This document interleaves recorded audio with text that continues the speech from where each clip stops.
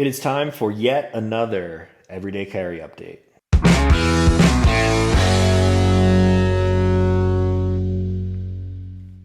What's going on, everyone? Welcome back to the channel. If you're new here, my name is Talon and I make new videos every single week. So if you like what you see, consider clicking subscribe.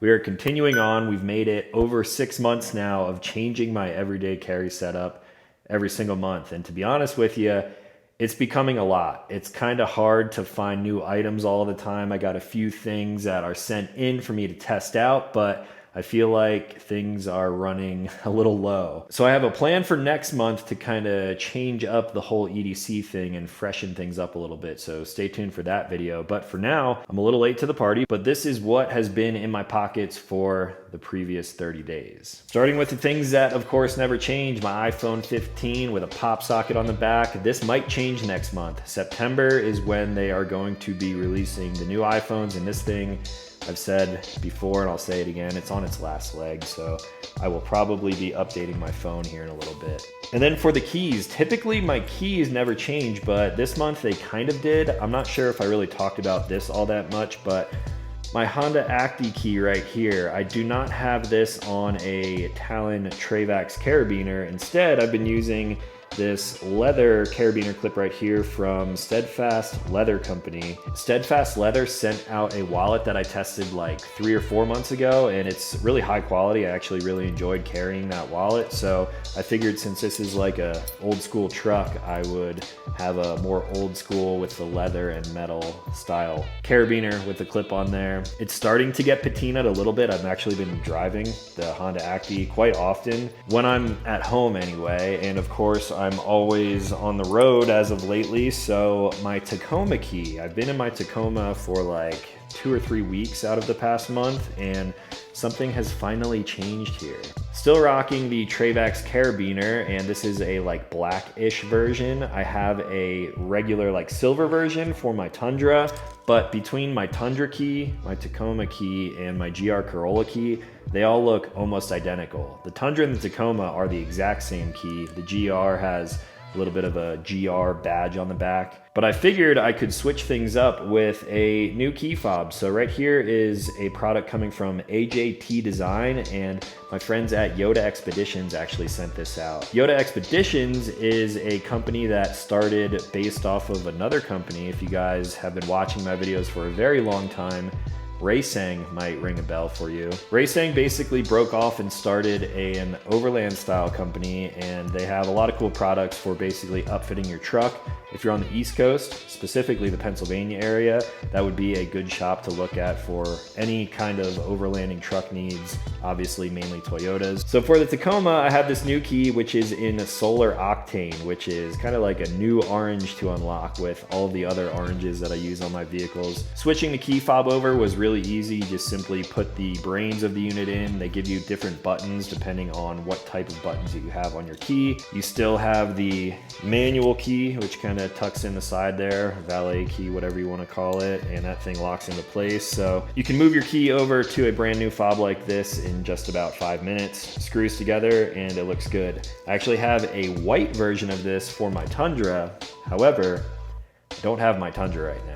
My Tundra has been at a Toyota dealer for about 2 weeks, and it has been having some issues. Not engine issues, it's just electrical gremlins, and the truck drives and does everything normally other than throwing a check engine light. And I'm gonna update you guys more on this once I find out an answer, probably from corporate Toyota at this point.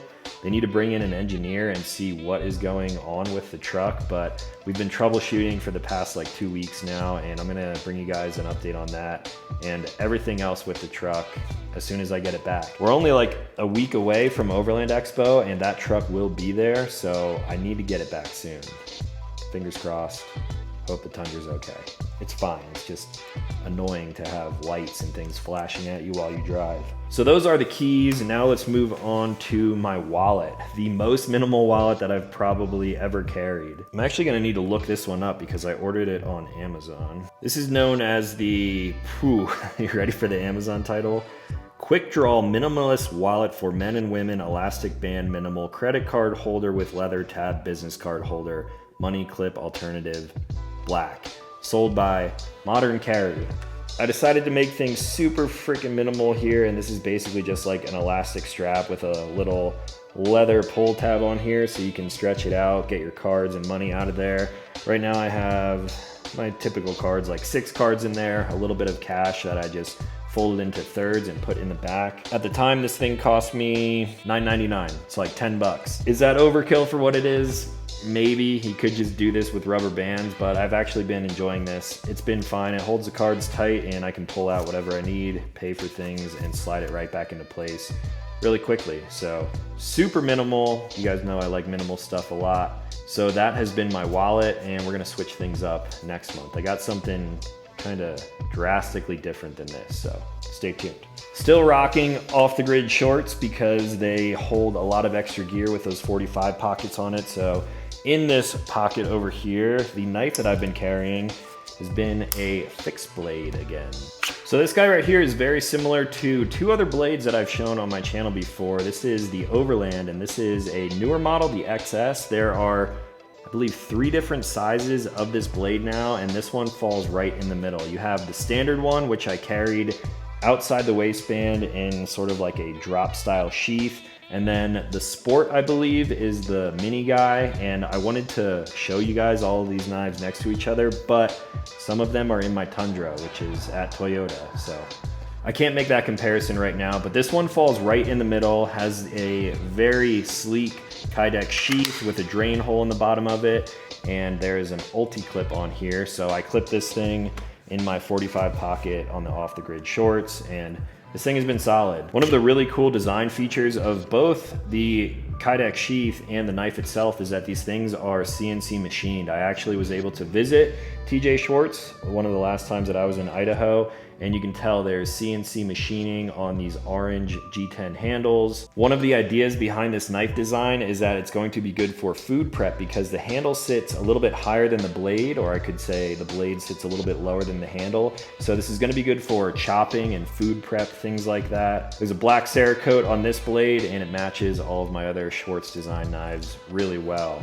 I wanted to give an honorable mention to the LT5 is, I believe, what it's called, the Lost Trails knife from TJ Schwartz, and it's a massive fixed blade. I've been using it in my Tundra occasionally, like cutting up firewood, even though for the most part I'm using a propane fire pit. And it is a kick-ass fixed blade for like survival bushcraft. But again, I don't have that knife here because my Tundra and everything attached to it is at Toyota right now. So maybe I will bring you guys some more videos on the Schwartz knives again in the future. I'll at least post some photos of the comparison when I can get all of my Schwartz knives together in one place. And then let's move on to the pocket light that I've been carrying. This guy you may have seen on my channel before. This is a newer version, kind of updated, and this is the Surefire Stiletto.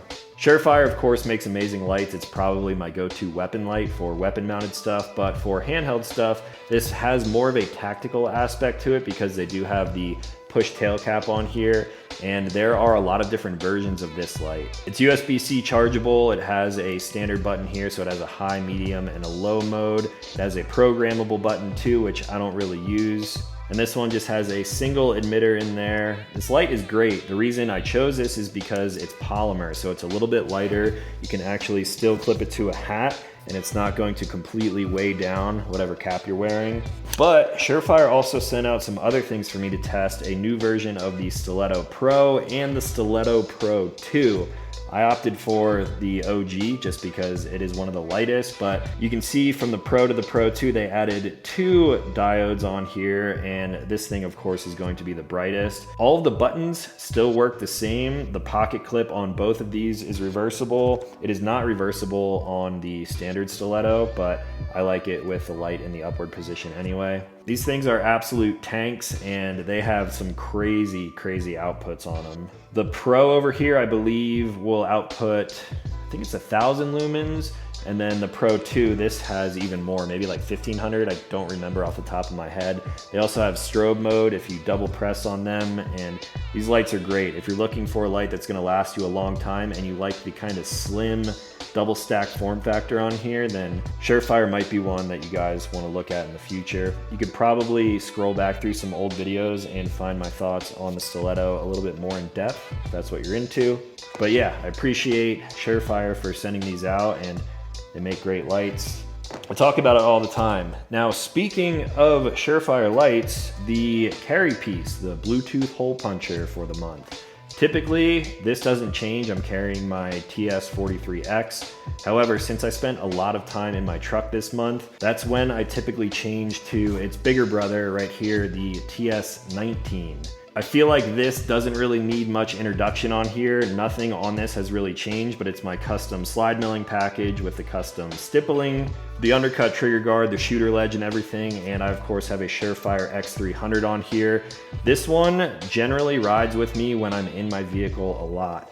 The reason for that is because I have a sticky holster. This was a custom sticky holster that I had made like a really long time ago. And the reason it's custom is because of course it fits the Surefire X300 as well as my Trijicon RMR on top. So this thing slides into place. You still get some decent coverage of the trigger guard. This is not going to be as safe for like everyday carry as say a Kydex holster would be. But when I'm riding around in my truck, I'm sitting in the driver's seat like feels like 90% of the time. It's probably a little bit less than that. But having a holster like this is much easier to take out of your waistband and stick in the side of your vehicle. To take that a step further, when I'm camping, sleeping in a tent, it's much easier to just take this thing out of the truck, put it in my waistband. It does have decent retention. I'm not gonna go like run around or walk around town with this very often, but when it's in and out of my waistband all the time, the sticky holster actually works really well. And then when I climb into my tent at night, this thing is nice and soft and I can sit it underneath my pillow, next to my pillow, wherever. And I don't have this big like sidecar dual mag setup riding around with me all the time. This is still my preferred go-to platform. I've trained with it time and time again, so I'm very proficient and comfortable with shooting this exact setup and anything really on the Glock platform, but still out there shooting occasionally. And I mentioned this in a recent video, but I might try to mix in some more content just like in my daily life, hopefully not getting shadow banned any more than I already am by YouTube. It's just a tool. I grew up around these things. I grew up in a hunting family, and this is just like second nature to me. I'm not promoting anything with this other than responsible education, how to actually own something like this and be responsible with it. You guys know the deal. But yeah, I guess that is my entire EDC update. Do I have anything else? I don't. I think that's it for now. So hopefully you guys enjoyed this quick update. Next month, we're gonna switch things up a little bit, and I will try to bring you that one sooner than later, but I'm actually getting married next month. So I'm gonna be a little bit removed from social media. We got a lot of stuff going on in our like personal lives, which I may share a little bit here and there on Instagram and maybe a YouTube video, but not really sure how that's gonna work out. So yeah, appreciate you guys for watching these videos. Let me know what you want to see next. I'm definitely open to taking suggestions. Any EDC gear or any kind of like vehicle stuff you want to see, just let me know. And that's all that I got. So if you're new here, consider clicking subscribe. I make new videos every single week. As always, thank you for watching. I'll talk to you in the next one.